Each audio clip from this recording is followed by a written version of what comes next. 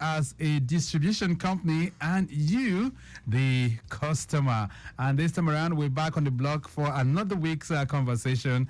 We're going to be doing this, reflecting through the viewpoint of what you need to know as an Ikeja electric customer. You're welcome. My name is Victor Oteri.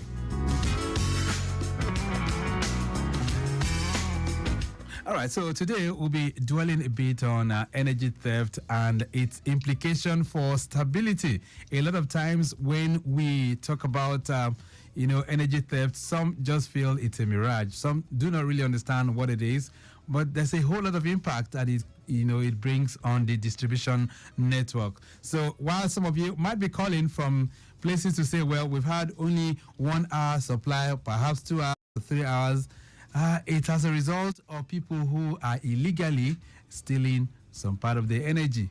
But not just that, we also have those who are vandalizing the equipment. So we'll be reflecting through all of that this morning. If you can keep us company from now through 10 o'clock, loads and loads of traffic updates as well will come your way. But first, let's have a word from our partners, and when we return, it'll be time to begin the conversation. My brother, what is the problem with these NEPA people? They have disconnected my light again. There's nothing like NEPA again. It's Ikeja Electric. Did you connect illegally? I only called one electrician nearby to connect it for me. What? You and that electrician are joking with 21 years imprisonment. It's illegal to connect or reconnect yourself or carry out any form of activity on Ikeja Electric network. Doing so will not only cause damage, it can lead to electric shock and electrocution. 21 years imprisonment? Electrocution? God forbid. Please, I'm going to contact Ikeja Electric right now for proper connection to stay alive peacefully with my family. If you want to connect or reconnect light, kindly contact Ikeja Electric's nearest office to you and also report any energy theft you notice around you through Ikeja Electric's customer care numbers 01-488-3900, 01-7000-250 and 0700-022-5543 or send an email to customercare@ikejaelectric.com. Ikeja Electric, bringing energy to life. Hey, have you heard the good news about Ikeja Electric? What is new this time? Ikeja Electric has made payment of electricity bills a lot easier through multiple payment channels accessible anywhere, anytime. You can pay using bank mobile apps and websites, Ikeja Electric website, and through their payment agents as well. The payment channels are convenient, reliable, and secure. Fantastic! Please pay your bill to avoid disconnection and ensure you collect or print your receipt as evidence of payment. Do not give cash to any Ikeja Electric staff for bill settlement, reconnection fee, meter bypass, or any of the surcharges. For more information, visit www.ikejaelectric.com. You can also contact customer care on 01-700-250 and 01-2272-940 or send an email to customercare@ikejaelectric.com. Ikeja Electric, bringing energy to life.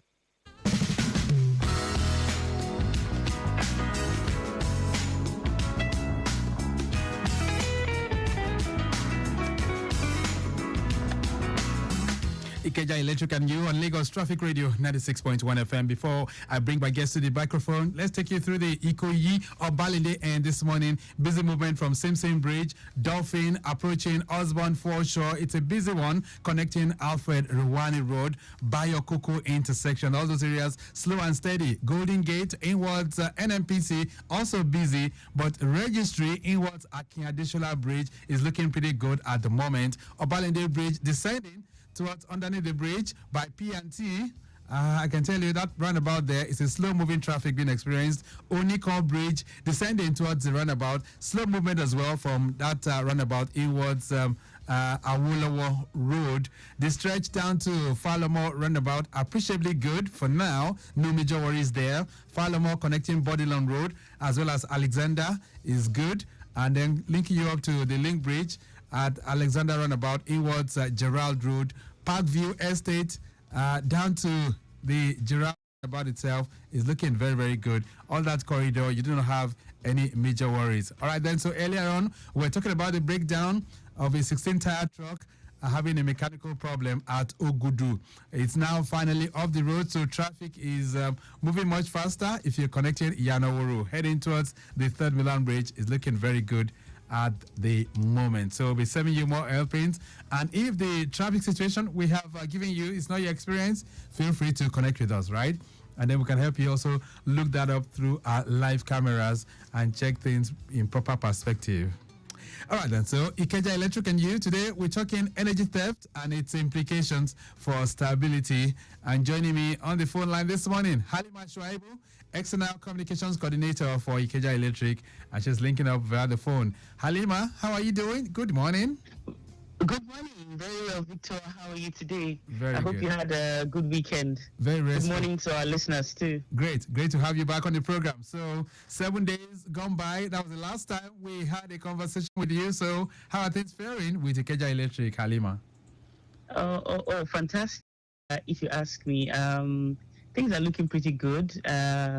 But of course, there's no time that we're devoid of complaints or unresolved issues. So while we're seeing some improvement in the availability, we also have seen people who have complaints. But of course, that's how the business goes. So we'll keep entertaining your complaints and, of course, finding ways to resolve them. All right. So let's talk about energy theft now, because some time back we dwelt on this with Adewale Olaoluwa, who joined us on that particular occasion.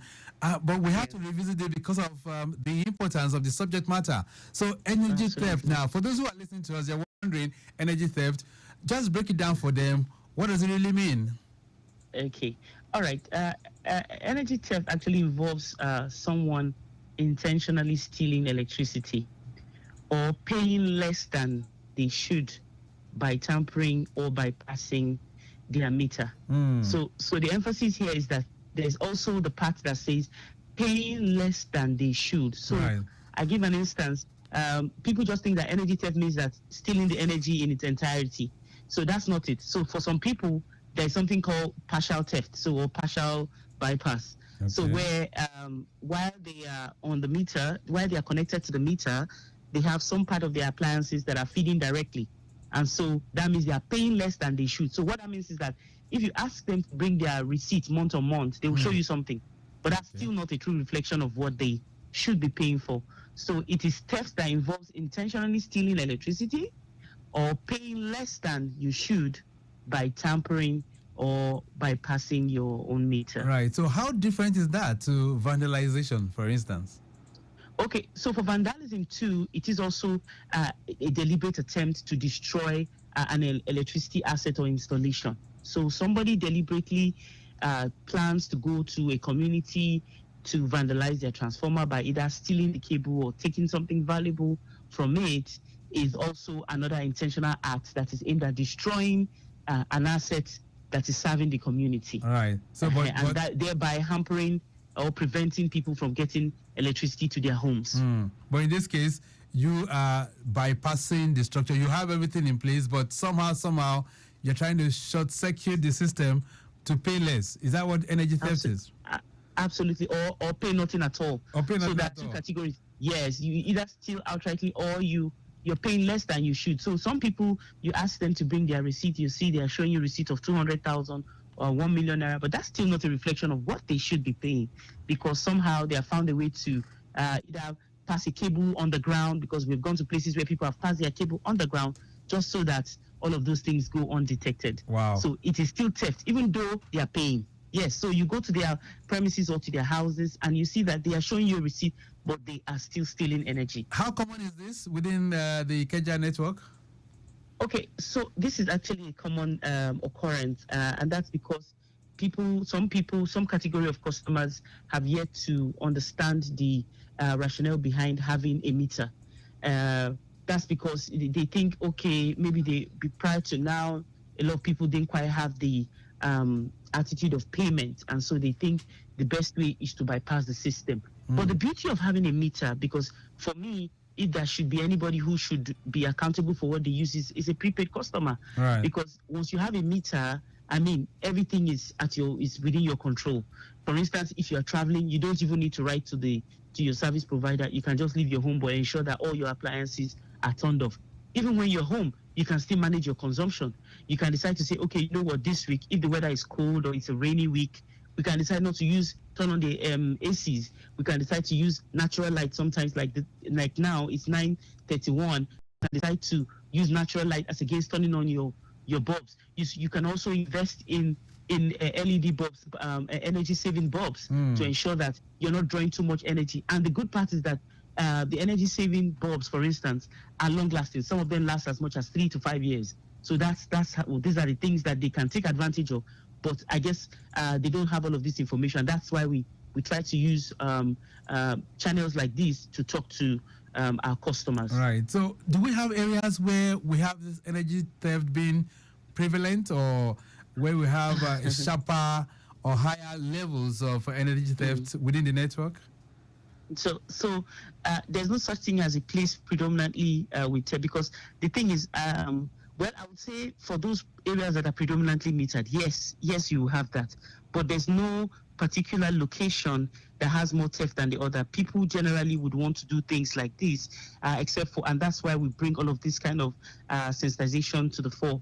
So what we're saying is, once people, a place that is usually that was heated to a postpaid location now gets metered, and what a lot of customers do not know is the fact that the transformer in your neighborhood is metered.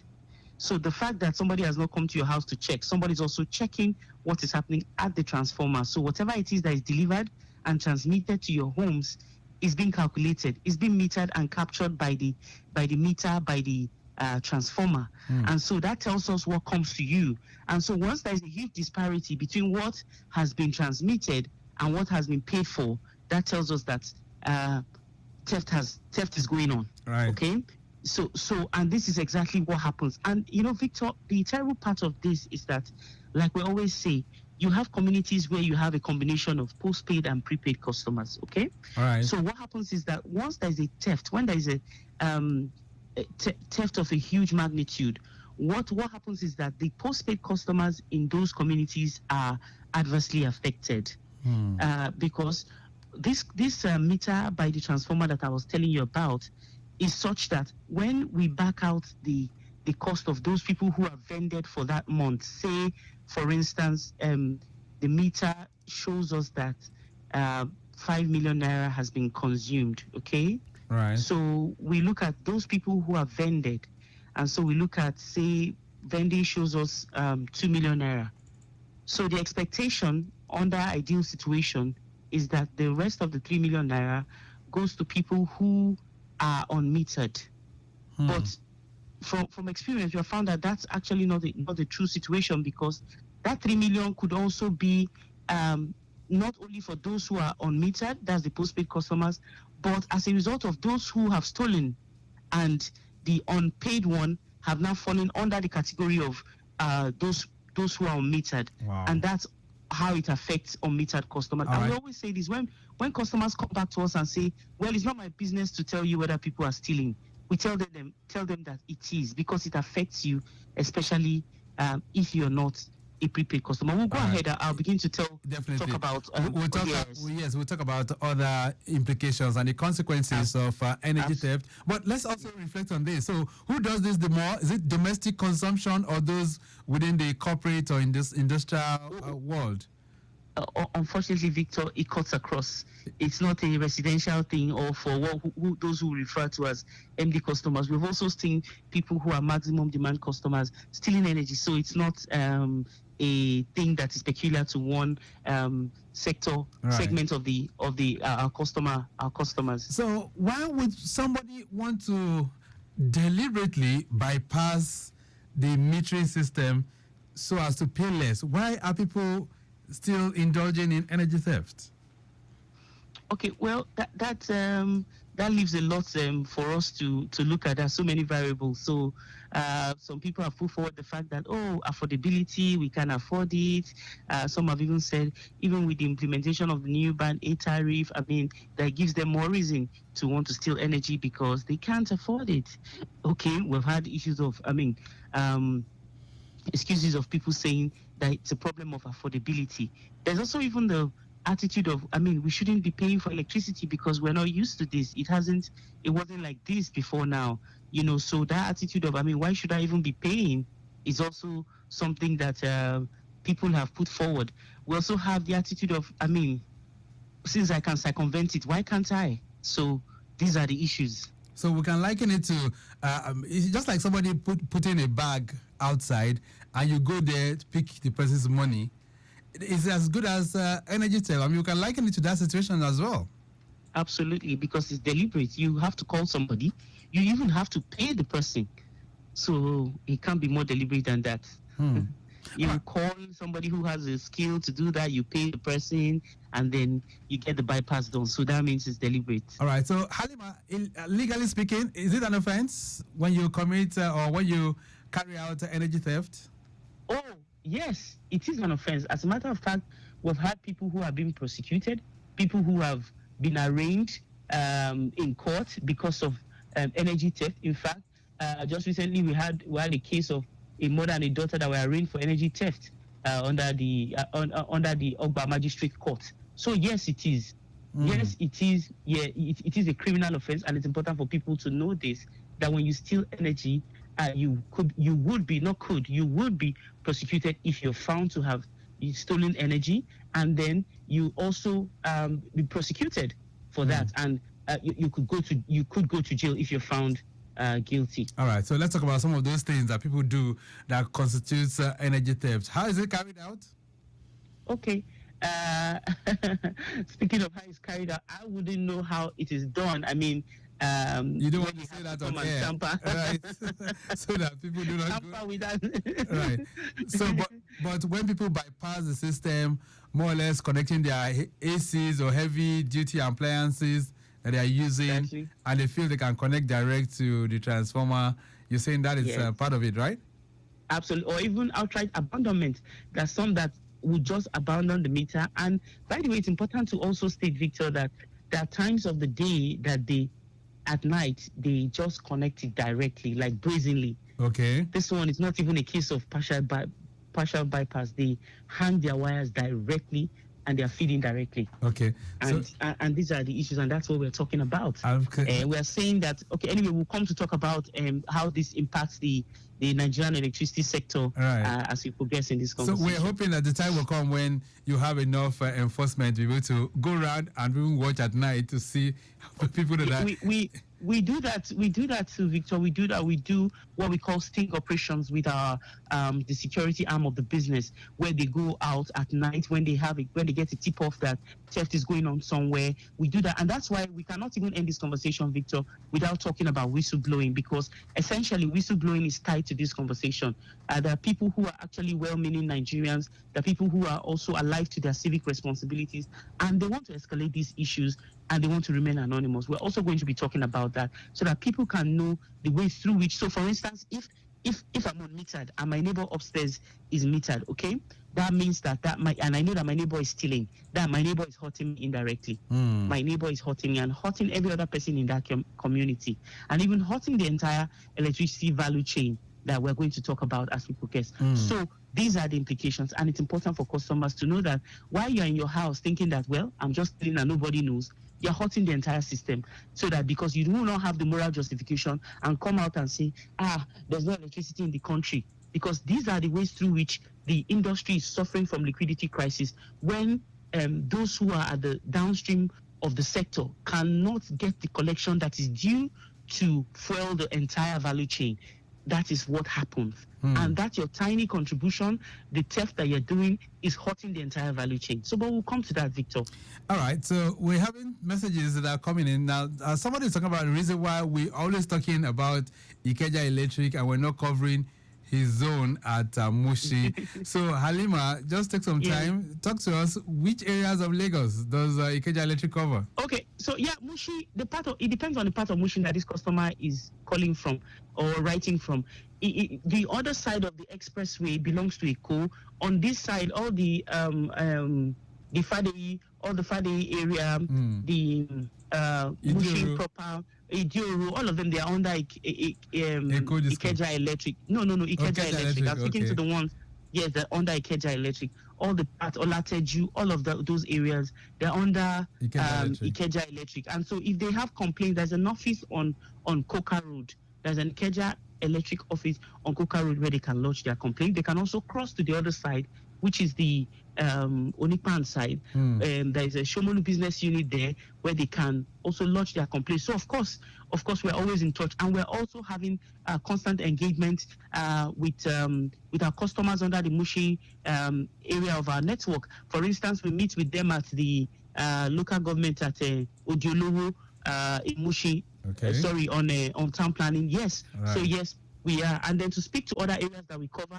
So since this customer is writing from Mushi, so all the Abuleja area under Igbobi up to Arepo, all the areas in Magodo, Shangisha, all of those areas, Bagada, Antoni, all of those areas are under Ikeja Electric, and those ones are put under the Shomolu business unit. Right. And then when you look at other places like Akonwojo, you have Oshodi, Ikeja proper, all of those areas under Alausa, everywhere around Ikeja, it's under Ikeja Electric. And of course, you have Oshodi. Yes, you have Oshodi business unit. Areas like Okota, Amuodofe, they're all under Ikeja Electric.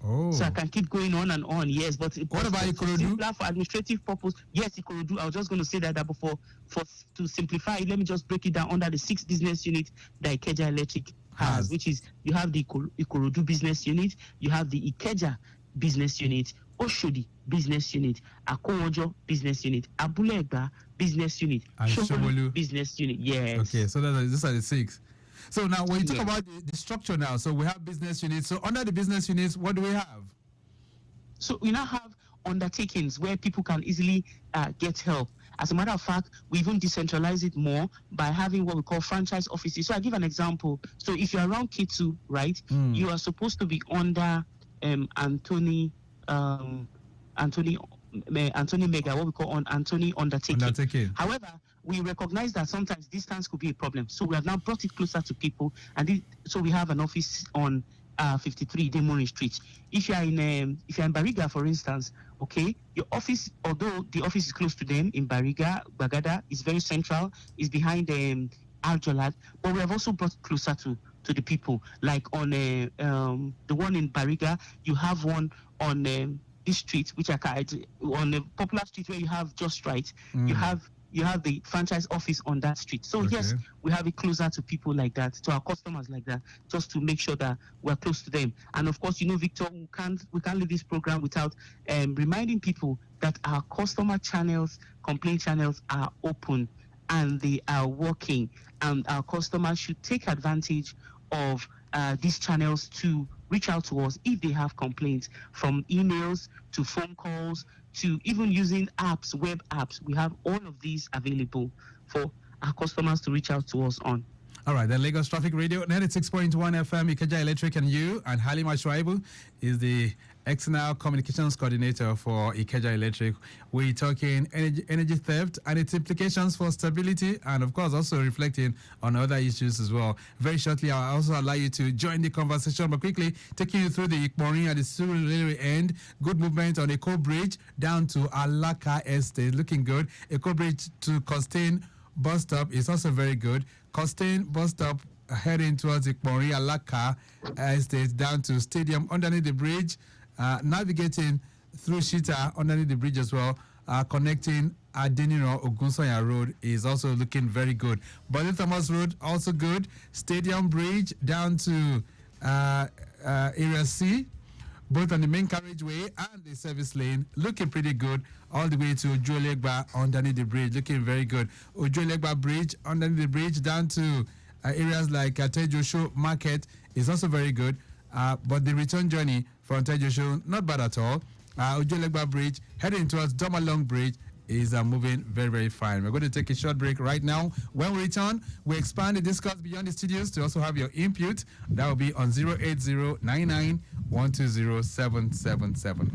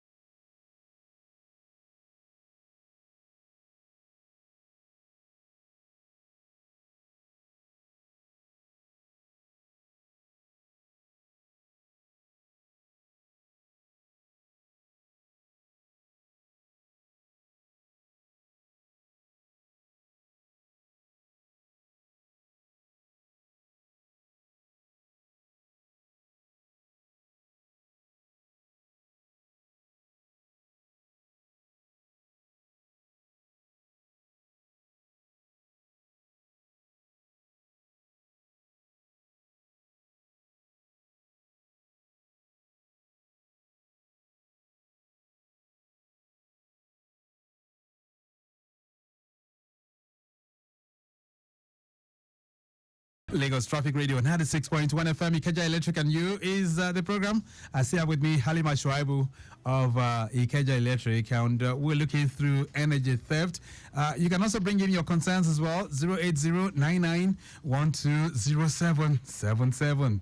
That's 08099120777 and 09153877127. All right, so even as we dwell upon this energy theft, let's look at the larger implications of this on the entire network. What are the consequences of energy theft, Halimah? Okay. All right. Thank you very much. So in terms of the implication of stealing energy, aside from the fact that you are hurting members of your community or your neighbors, you're also, it has a larger implication in the sense that if you look at what has been happening in the sector lately, especially with respect to from the point of generation, because you know very well that everything starts from the first stage of electricity generation and of course transmission, and before it comes to the distribution arm. So largely the industry has suffered issues relating to liquidity, and that's because of the inability of the distribution companies to collect, because they are like the collection point of the sector. And this collection stems from theft. Inability to collect close to 100% is largely because of theft. Okay, and of course another area is the area of vandalism that we of course going to touch on briefly. And so because when somebody is stealing energy, it means that whatever it is that has been transmitted or delivered to the customer is not being accounted for. Therefore, the distribution companies are not being able to, will not be able to pay back all of the operators in the value chain. So you have the market operators, you have the embed, you have the transmission, you have the gencos who pay for gas to be able to generate this electricity. In fact, if you look at the rationale behind why the Band A recent tariff review on the Band A is all in a bid to address the issue of liquidity. And so you can see that when government is trying to solve it on one hand, the people are stealing on the other hand. So it makes the whole effort almost futile. And so that's why, exactly. Right. So that's why we are saying that people should shun. Then, of course, there are penalties. If you're a first-time offender as a residential customer, you pay 50,000 naira. If you're a maximum demand customer, it's 100,000 naira as a first-time offender. And so, of course, as you begin to, if you're found to have done to do it again, second, third time, of course, the penalties, of course, begin to increase. And also, after you have been made to pay what we call the penalty, you're also now going to have to pay what we call a loss of revenue. So the period within which you have been found to have been stealing, you now have to pay for that. However, we have made it even easy for customers, because we still do not want to put them out of supply. While they are still on connection, we'll just factor whatever it is that amount has come to. We'll put it on their meter, and so as they are vending, they are deferring some part of that. That money. So yes. How do I report energy theft in my neighborhood? Oh, okay, good. To report energy theft is very easy. We have made that very easy. The first thing that you need to do is to what we call whistleblow. And to whistleblow is simply to call a toll-free number. The toll-free number, meaning that you're calling that number free of charge. And please let us note that this number is not a customer complaint number. Is to whistleblow, to report energy theft and any other illegality as it concerns Ikeja Electric. And the number is 0800. I'll take that again. 0800 847 right 6337. Let me take that again. 0800 847 6337. That's a toll-free number to call. You can also go to our web portal at ikejaelectric.com/whistleblowing. That's for those who like to use a online method. But there is also another easy way. You can send an email from the comfort of your home, and you will still remain anonymous, meaning that the email address of the recipient will not be seen. So the email address to send your escalations to is expressyourself@ikejaelectric.com. Express yourself at ikejaelectric.com. You can send an email, and of course, we would take it off from there. And also, I don't know if time permits us to say that this process has also been incentivized, such that customers get paid for even escalating. So you can be rewarded for whistleblowing. Absolutely. So you reward when you whistleblow, of course, based on whatever is found, whether it's an MD customer or a residential customer, and the percentage, of course, ranges from 5 to 10%. Of the cost of reconnection. Yes. Okay. So also, it's important to state our customer complaint number, because a lot of times when I give out numbers like this, people make the mistake of wanting to call the whistleblowing numbers as against calling the customer complaint number. Yes. And so the customer complaint line is 0201 7250. Okay. I'll take that again. 0201 is just like the code. The 01 there is the Lagos code. Right.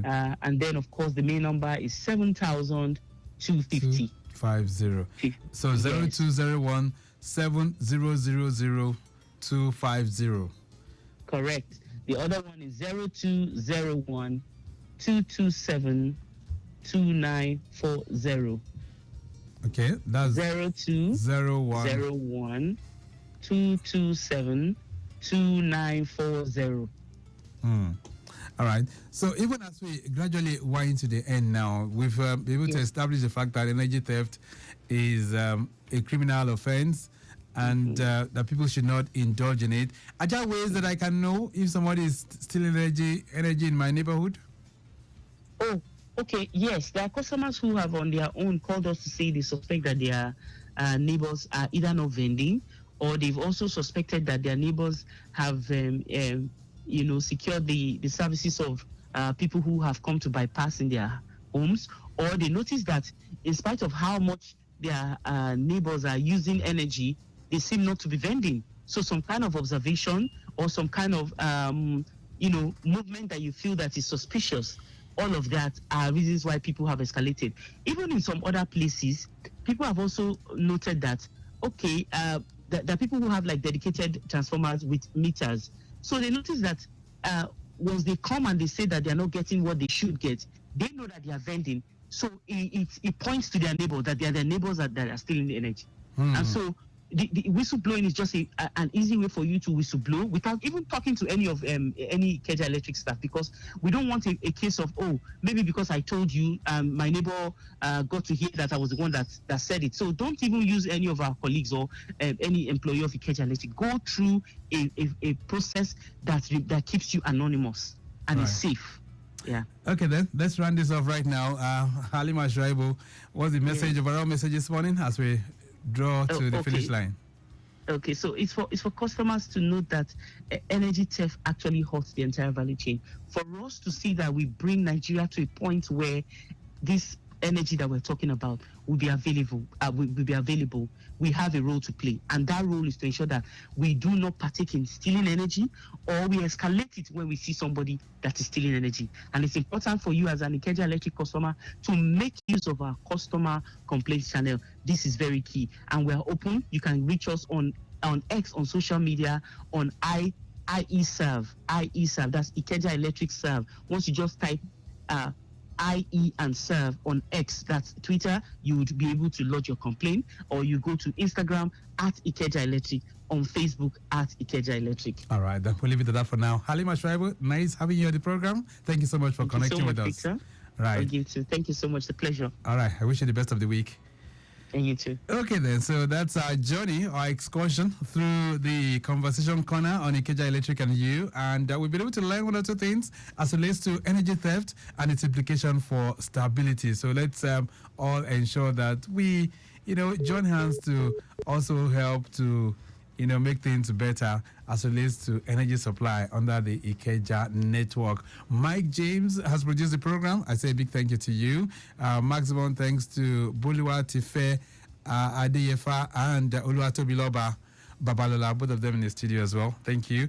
Not forgetting Deborah Bolodioku, also as of our social media unit, as well as our Kwemi Shodunke, our executive producer is Tayo Akonle. I say a big thank you to you too. All right, so tomorrow your side mirror returns, but till then, this is Victor Oteri. Have a great day. Bye.